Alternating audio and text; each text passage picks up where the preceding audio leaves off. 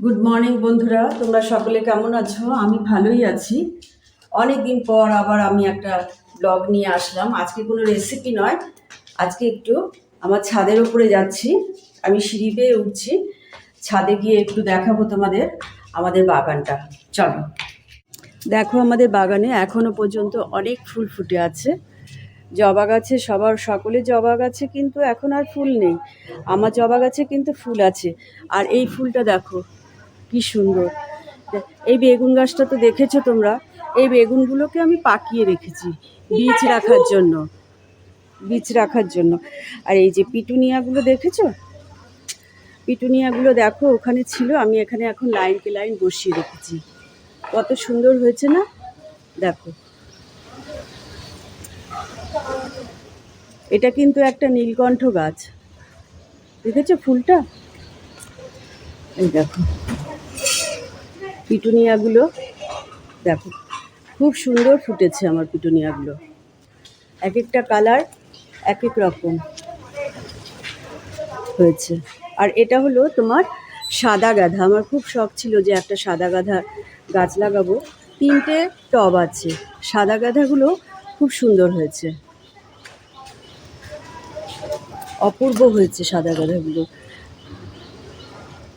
চন্দ্রমল্লিকা দেখো, চন্দ্রমল্লিকারও নানান রকম।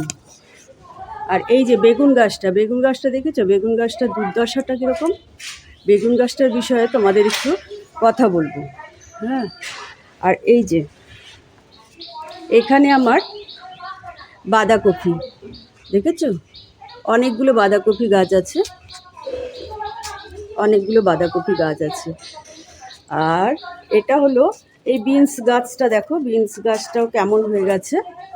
হ্যাঁ, আর এটা হলো ওই ছোট ছোট টমেটো, কি টমেটো যেন বলে এগুলোকে, ছোট ছোট টমেটো, প্রচুর টমেটো ধরেছে। আমি এখানে দড়ি দিয়ে দিয়ে বেঁধে দিয়েছি।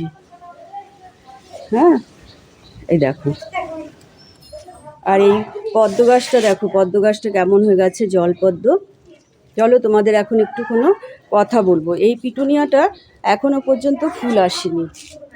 এটা একটা রক্তগাঁদা, এখানেও ফুল ফুটেছে। চলো একটু ভেতরে গিয়ে তোমাদের একটু কথা বল। পাশের বাড়ি থেকে এত কথা বলছিল যে শুনতে পাচ্ছিল না কিছু। হ্যাঁ, তাই বেগুন গাছটা তোমরা দেখলে, বেগুন গাছটা কেমন হয়ে গেছে।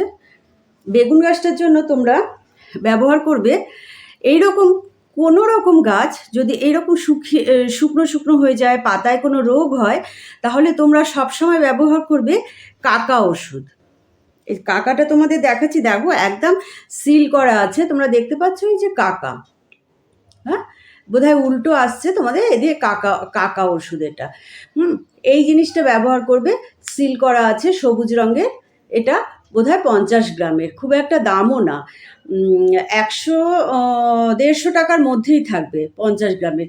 এই ওষুধটা ব্যবহার করবে। কাকা ওষুধ ব্যবহার করলে যে কোনো গাছে, ফুল গাছ বলো, ফল গাছ বলো, আর সবজি গাছ বলো, এটা কিন্তু জৈব ওষুধ, একদম জৈব ওষুধ।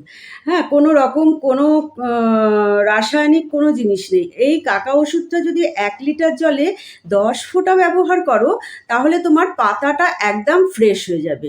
পাতাগুলো যে কুঁচকে গেছে, যে কোনো গাছের পাতা কুঁচকে গেছে, সেই পাতাগুলো একদম ফ্রেশ হয়ে যাবে। আবার নতুন পাতা গজাবে, এই পাতাগুলো পড়ে যাবে, আবার নতুন একদম ফ্রেশ ফ্রেশ পাতা হবে। আর এটা তো গেল একরকম কথা। তারপরে তোমরা ফ্রিজের ঠান্ডা জল নিয়ে সেই জলটা স্প্রে করবে। এটা একটা হলো। এটা কিন্তু 15 দিনে একবার, 1 লিটার জলে 10 ফোঁটা। একটু বেশি পড়ে গেলে কোনো ক্ষতি হবে না। তোমার যদি 15 ফোঁটাও পড়ে যায়, তো তোমার কোনো ক্ষতি হবে না গাছের। আর একটা জিনিস বলি, এই যে গাছে যখন তোমার ফুল ফল আসবে আর কি, ফল আসার আগে তো ফুল হয়। তো ফুল যখন আসবে, তখন বেশি পরিমাণে ফল নিতে গেলে তাহলে তোমরা কি ব্যবহার করবে? এই যে মিরাকুলার, দাঁড়াও তোমাদের দেখাচ্ছি নামটা। এই যে দেখতে পাচ্ছ, সামনে থেকে দেখাচ্ছি, এই ওষুধটা মিরাকুলার। এটাও 1 লিটার জলে 10 ফোঁটা। 1 লিটার জলে 10 ফোঁটা, এইটাও কিন্তু জৈব ওষুধ। এই মিরাকুলারটা তোমরা ব্যবহার করবে, যে কোনো সময় ব্যবহার করবে, কারোর কথা শুনবে না যে সকালে ব্যবহার করতে হবে, রাতে ব্যবহার করতে হবে, বা সূর্য ওঠার আগে ব্যবহার করতে হবে। আমি কিন্তু যেমন তেমন করে গাছ করি, হ্যাঁ, কোনো আমার লোকজন নেই, কেউ নেই, যেমন তেমন করে মাটি তৈরি করবে, গোবর সার আর তোমার মাটি ও 50-50% মিশিয়ে দিলে, সঙ্গে যদি একটুখানি বালু পাও, ওই ঘর বানানোর বালু পেলে সেই বালু মিশিয়ে দেবে, 50-50% করে মিশিয়ে দেবে গোবর সার আর মাটি আর 1 মুঠো বালু, তাহলেই কিন্তু হয়ে গেল তোমার গাছ। তারপরে তো তোমরা আর কিছুই দেবে না, জল দিয়ে যাবে। আর ব্যবহার করবে তোমরা সর্ষের খোলটা তোমরা গুঁড়োও ব্যবহার করতে পারো। যদি অনেকের পচা গন্ধ লাগে, সর্ষের খোলটা 3 দিন 4 দিন পচালে পরে যদি খুব গন্ধ লাগে, তাহলে তোমরা গুঁড়োটাই ব্যবহার করে দেবে। আর যদি সর্ষের খোলের একটা চাপটা পাওয়া যায়, ওটা যদি আনতে পারো তাহলে ওটা খুব ভালো, ওটা তোমরা ভিজিয়ে রাখবে। আর যদি সর্ষের খোলও না পাও, ঘুঁটে যদি পাও, ঘুঁটের গুঁড়োটাও তোমরা দিয়ে দিতে পারো, ঘুঁটেটাকে ভিজিয়ে রেখে সেই জলটাও তোমরা কিন্তু দিয়ে দিতে পারো। যে আমি কিন্তু সব রকম গাছের কথা বলছি, পার্টিকুলার একটা কোনো গাছের কথা বলছি না। ফুল গাছ, ফল গাছ, পাতাবাহারে তো কোনো রকম কিচ্ছু লাগে না, কোনো কিছু স্প্রে করতে লাগে না, কিছু করতে লাগে না, একটু ছায়া জায়গায় রাখতে হয়, আর কোনো কিছুই লাগে না। এই রকম করে নিজে বাড়িতে গাছ করবে।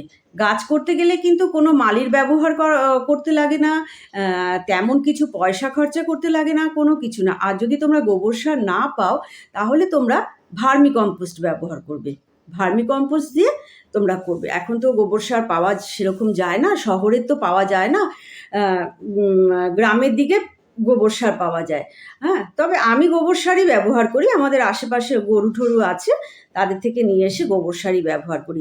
তবে কিন্তু এই দুটো ওষুধ কিন্তু সব সময় তোমরা হাতের কাছে রাখবে, কাকা আর মিরাকুলার, এই দুটো ওষুধ সব সময় লাগবে।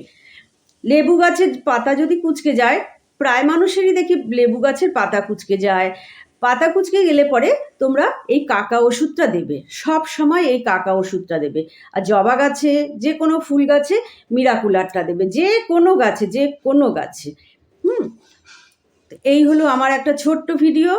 এটা যদি ভালো লাগে তোমাদের, অবশ্যই লাইক, শেয়ার, কমেন্ট, সাবস্ক্রাইব অবশ্যই করবে। আমার চ্যানেলটাকে বাড়িয়ে নিয়ে যাওয়ার জন্য তোমাদেরকে জানালাম অশেষ মানে তোমাদের জন্যই আমার চ্যানেলটা এগিয়ে যাচ্ছে। তোমরা আমার পাশে থেকো। আজকে এখানেই ভিডিওটা শেষ করে দিলাম, আবার কোনো দিন হাজির হয়ে যাব কোনো একটা নতুন কোনো কিছু নিয়ে। ভালো থেকো, সুস্থ থেকো।